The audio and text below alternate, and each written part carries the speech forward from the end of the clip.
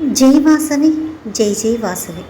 శ్రీ వాసవి కన్యకా పరమేశ్వరి పురాణం అధ్యాయం 14. నారదుడు విష్ణు యొక్క ప్రేరణతో శివుని వద్దకు వెళ్ళి పార్వతిని వర్ణించాడు. శివుడు పార్వతిపై ఆసక్తి కలిగి హిమవంతుడి దగ్గరికి వెళ్ళి పార్వతిని చూచుట. శ్రీ నారదుడు ఒకసారి శ్వేతదీపాధిపతైన శ్రీ మహావిష్ణువు దర్శనానికి వైకుంఠానికి వెళ్ళాడు. దేవతలు, శిలలు, గంధాది చరులు, బ్రహ్మమానసపుత్రులైన సనందాదులతో కూడిన చింతామణి అనే భవనం ఉంది. పరమాశ్చర్యకరమైన సహస్రరత్న స్తంభం 1000 సూర్యులతో ప్రకాశిస్తూ కోటి చంద్రుల చల్లదనంతో ప్రకాశిస్తుంది. ఈ ఆలయం మధ్యలో నారదుడు లోకేశ్వరుడు, సకల విష్ట సకలాపహర ముముక్ష నందిత శంఖచక్ర గదాధారి దివ్యభరణ సుందర మనోహర శుద్ధ మందస్మిత భక్తరాదితుడు సర్వాత్ముడు వంటి మహావిష్ణువు పరమాత్మను రత్నాల సింహాసనంపై చూశాడు. అన్నింటిలో నివసించి నీకు నమస్కారం, ఇంద్రాధిపతైన మీకు నమస్కారం అని ధ్యానించాడు. అప్పుడు హరి, ఓ నారద, నీవు వెంటనే శంకరుని వద్దకు వెళ్ళు. ఈశ్వరుడిని లోక ప్రవృత్తిడిగా చెయ్యండి. నా సోదరి పార్వతి తీవ్ర తపస్సు చేస్తుంది. నా మనస్సు బాధగా ఉంది. సుఖం లేని ఈశ్వర చిత్తను ప్రసన్నం చేసుకోవాలి. వీలైనంత త్వరగా పార్వతిలో అతని హృదయాన్ని ద్రవింపజేయు అన్నాడు. నారదుడు ఈ విధంగా హరిప్రేరణతో కైలాసానికి వెళ్ళాడు. నారదుడు కైలాసాన్ని చేరి శంకరునికి ఆనంద బాష్పాలతో అర్ఘపాద్యాలను, భక్తిరసం అనే శ్రీచందనాన్ని, మృదువచనాలు అనే పుష్పాలను, వీణగాన అనే అమృత రసాన్ని సమర్పించాడు. అప్పుడు కారుణ్యమూర్తి అయిన మహేశ్వరుడు ప్రసన్నుడై నారదుని కుశల అడిగాడు.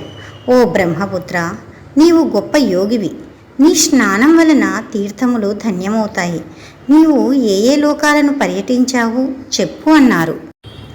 హరుని మాటలు విన్న నారదుడు పులికించిపోయి, సర్వలోకాలకు ప్రభు, కరుణా సముద్ర, నేను ఇప్పుడు గంగ తీర్థాలలో స్నానం చేసి హిమవత్ పర్వతాది ప్రాంతాలలో పర్యటించాను అని సంతోషంతో అన్నాడు.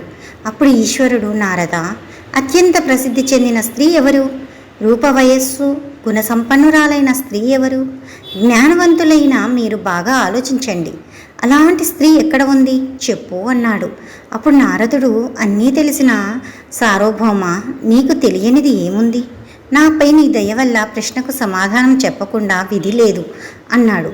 హిమవంత ఇంటిలో మీనకే కుమార్తె ఉంది. ఆమె 3 లోకాలలో కాంతి స్వరూపమైన ప్రతిమలాగే ఉన్నది. ఆమె పాదాలు కల్పవృక్షం పల్లవుల తేజస్సు కంటే ఎక్కువ. ఆ తల్లి అందాన్ని చిత్రించగల శక్తి 1000 ముఖాల శేషుడికి కాదు, చతుర్ముఖ బ్రహ్మకు కాదు, సర్వజ్ఞులైన మీకు కాదు. అలాంటప్పుడు నేను ఆమె సౌందర్యం వర్ణించడంలో అసక్తుడిని. ఓ స్వామి, శ్రీమంతులైన మీకు ఆ పార్వతి సరైన సతి. ఆమె నిరంతరం మీ ఆరాధనలో నిమగ్నమై ఉంటుంది. ఇది లోకరక్షణ కోసమైనా మీరు ఆమెను వివాహం చేసుకోవాలి. నిర్లక్ష్యం చేస్తే ప్రమాదమే.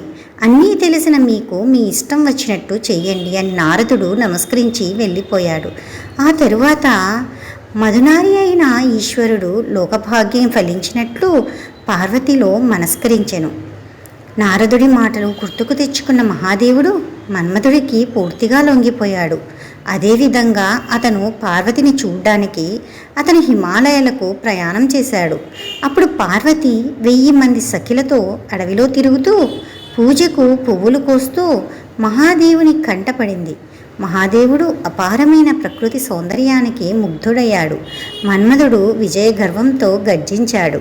జై వాసవి జై జై వాసవి. శ్రీ వాసవి కన్యకా పరమేశ్వరి పురాణం 14వ అధ్యాయం సంపూర్ణం. మరలా 15వ అధ్యాయంలో కలుద్దాం.